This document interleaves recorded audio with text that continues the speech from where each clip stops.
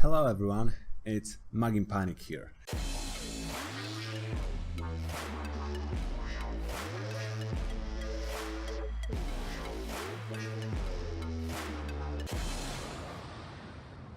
I'm Adrian and I'm gonna talk about Toonboom, introduce you to the software, show you how to move around the software.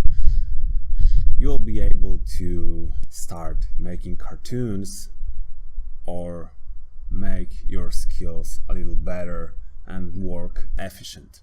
This series will be focused on working in Toonboom in general, and I will have the second just a tiny short videos about all the tools separate to just talk about them deeply because there's so much to do about this software. Okay, let's open Toonboom. I've installed key press to show you on the left bottom corner what I'm pressing, so you'll see all the moves that I'm doing. I'm going to name this by, let's say, tutorial_01. I'm gonna save it to desktop. What do you have here is the resolution preset. You'll usually use 1080p 24 frames per second because it's the most usable all over the industry. Sometimes you obviously have to change it a little, but just for now, for our use, we'll create 1080p 24 frames per second. Right away, we're about to save the scene, and I will just show you why. Because when the scene is created, we don't have the scene file in the folder. So you want to right away save the scene, so the scene file will be created, and then you can open the scene. If the scene will crash without the saving, you will have no backup, okay? Just make sure you will save the scene right away. Let's move to some preferences for the first. I'm using Toonboom Harmony shortcuts. I haven't changed that. I customized some shortcuts. For example, let's say by name, brush. I have Alt-Shift-W because I'm always have my hand in the position of WSAD as I'm playing the video games. So that's what I did here, and I changed just a couple hotkeys to make my work a little more efficient, and we'll talk about it for sure. I'm gonna run through all of this if there should be anything you should know. From the timeline, I like to have the reduced indentation. I talk about it in my video about 5 things I'm doing when I'm opening Toonboom, and you can see this video in the link below. And then in the advanced tab you have support overlay and underlay art. I always have this on, and that's probably all for now. In general, enable autosave, please. Enable autosave. Put there like a 10 minutes or whatever. I'm usually like making 5. It depends on how large scene I'm using, because sometimes you have so huge scene that will save for like 10 seconds or 20, which is just a time waste. If you have like every minute you have to spend 20 seconds every minute or 5 minutes. It depends on the size of the scene. Okay, so we have the camera view and we have the node view that will focus the most. Then we'll have the timeline here. Camera view shows what you have in the display node. You can double click the display and you will have the pop-up window of the camera itself. It's clearly if you have multiple display and you want to look fast what you have in this display, you can just double click and open this window. The right node is responsible for your renders, and we'll talk about it later for sure, and the drawing is responsible for stuff that you will draw. It's the same, this node is the same as the layer on the timeline, and there we have things called exposure. exposures are the frames that you are drawing on, and as you can see, I'm moving the next frame. Let's make a quick overview about all the tools in Toonboom Harmony that I'm personally using the most and will be set to do some stuff. As you can see, we created like seven frames which are called exposures, and even if you will delete all the exposures, they are still exist there. And as you can see, I can just go in this frame, press key, and the parameter tells me which 3, 4, 5, 6 which exposure I'm using. Okay, even if I delete them, they are still existing in the software until you will manually delete them or delete them by somewhere else. I will talk about it in the other video. It's a little too deep for now. Let's draw a little bubble. I love bubbles. Okay, I'm gonna create a layer. Ctrl R I'm using for create a layer, and with this layer I will have, when you will drag, you'll have a pop-up menu of other tools that you can use, that you can access. I'm about to draw a little thing here to move all around the Toonboom. Let's extend this exposure for a second. F5 I'm pressing for extend exposure. To move around Toonboom, you're gonna use the most space for the panning with drag and drop this, and 1 and 2 for zoom in and zoom out. With all of that, you can literally go anywhere in the scene quick. You can also move around all the tools that you want, everywhere that you want. If you are more like a Photoshop user, Flash user, where the tools was in different position, you can move them everywhere, as well as the windows, as you saw on this camera view. You can move them everywhere on the screen, outside, inside of the software. You can do literally everything that you want that will be more efficient for you, and I really recommend you to play with it so you'll feel a little more comfortable and your workflow will be a little more efficient for you. What you can also do is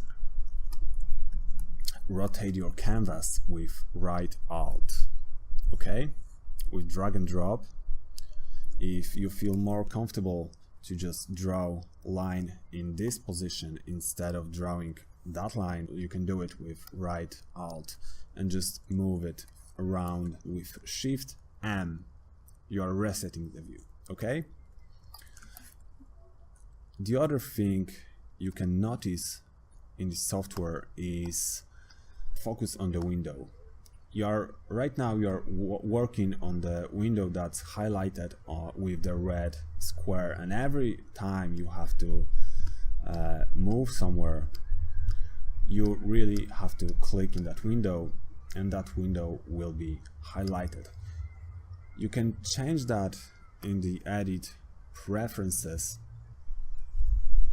There's a focus on mouse enter, and with that you will have, let's open it for now, where you have your mouse, it's highlighted. It distracts me a little, so I am not using this option, and I like to click and want to know where I finished when I turn my head or whatever. So that's what I'm doing. Okay, so you know how to move around, you know you have a brush tool, and here you have a brush preferences. I'm not gonna talk about them more in this video, but you can set up here the maximum size, the minimum size, and you have a little overview how the thickness will look like in real life more or less, as well as you can have the smoothing and contour smoothing. With pressing O, you can make it bigger or smaller, and I'm using this shortcut so often. Okay, let's go through all the tools when I will draw a little bubble. Okay,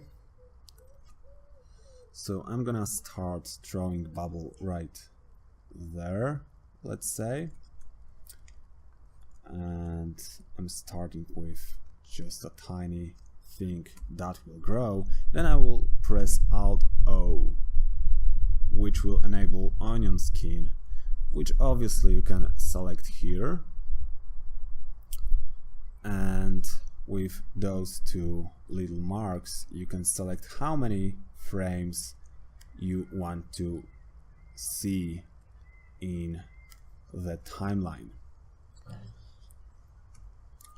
Okay, then I'm gonna draw just a little more.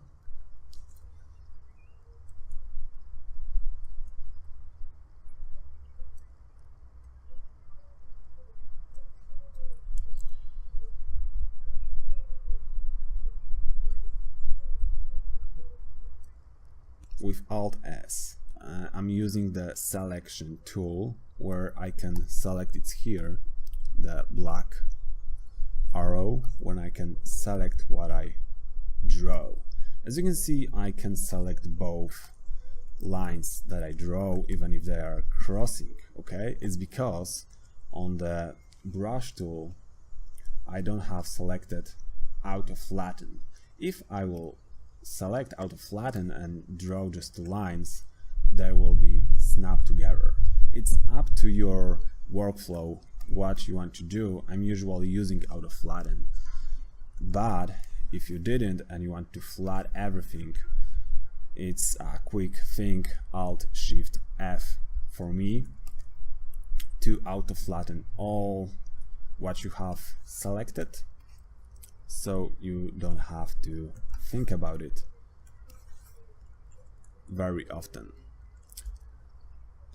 Okay, to view your animation, you are pressing this play forward, okay? And to make it looped, you have to press this loop icon, and then it will play your entire screen, okay? You have that little black markers here and there. It's hard to drag, so you can play and loop just that part. It's a fun thing to notice that the start and stop markers are also the buttons, so you can literally press here and there and make it start and stop with just these buttons. And where I had the problem to drag this little icon here, I just can press it there and start from there, which is really useful. Okay, so let's have a really quick overview about all the tools that you have there. You have the brush tool, let's make it a little bigger. You have the brush tool, which with key,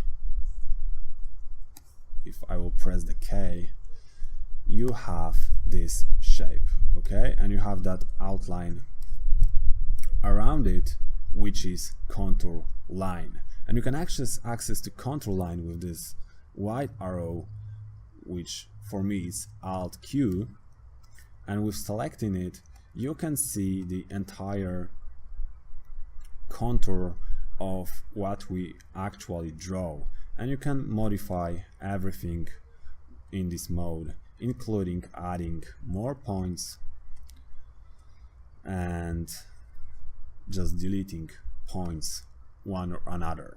Okay, then we have the pencil tool, which I have Alt Shift E. Let's make it a little bigger. And what's different than brush tool Obviously the pencil tool have just a little thin line which you can even drag down to 0. And then with paint bucket tool you can fill them with colors. Then you have the tool to write something, and obviously eraser to erase things, line, rectangle, ellipse, and polyline that I'm usually not using, sometimes ellipse as you saw, and then dropper where you can just steal the color on your scene. Okay, and the rest of the tools that I will talk in the other videos. Okay, so what I can do next, at the end of this video I will just show you two things. Okay, the first one will be color tab, where you have just one palette named as your scene and you have some colors already there that you can use, and when you will change the color from here, all the color that you draw already on every exposure, every frame will be changed as well. That's so powerful in Toonboom, and you have to think about it this way. Think about coloring things that you can change really quick. And you can obviously add colors, delete colors, and you will be noticed if you want to delete color that's already on scene, and if you will do that, it will recolor this thing to the red color, which is not this red. It's just a red color built in the software, okay, that you can't change. And obviously you can add more scene palettes. For example, if you draw a character, that character should have its own palette, and I will talk about it in another video. And that should be it for the tools. And I will talk just quickly how to move things around. There is so much to talk about in the overview of the Toonboom, and I don't want to make the video too long, so let's just make a little ball and move it around with the keyframes and make it really rough and quick. Let's draw a ball. Let's extend the exposure F5. With that button you can click it. It have two options, on and off. Okay, if it's on, you have the transform tool here, which you can move things around, but not as the select tool, which moved just one. Let's have it somewhere. Let's draw it on the second frame, the another second ball. Okay, if you will move that ball with select tool here, it will not move this next frame. Okay, it will just move that one exposure. But if you will move it with the transform tool, okay, you can see right now on the onion skin you are moving the entire layer around, and that's how it works. With this off, this animate icon, you're moving entire thing, all the keyframe and all the layer around, and you have to be aware of that, because if you will make some frames, make some keyframes, and you will move at one frame everything, it will destroy all your scenes, okay, or your scene, and you have to be aware of that. So with clicking that and moving this around, you are creating keyframe, which also you can create by, let me delete that, extend the exposure here. You can create that by pressing F6, and it actually created this dot here, and then you can move things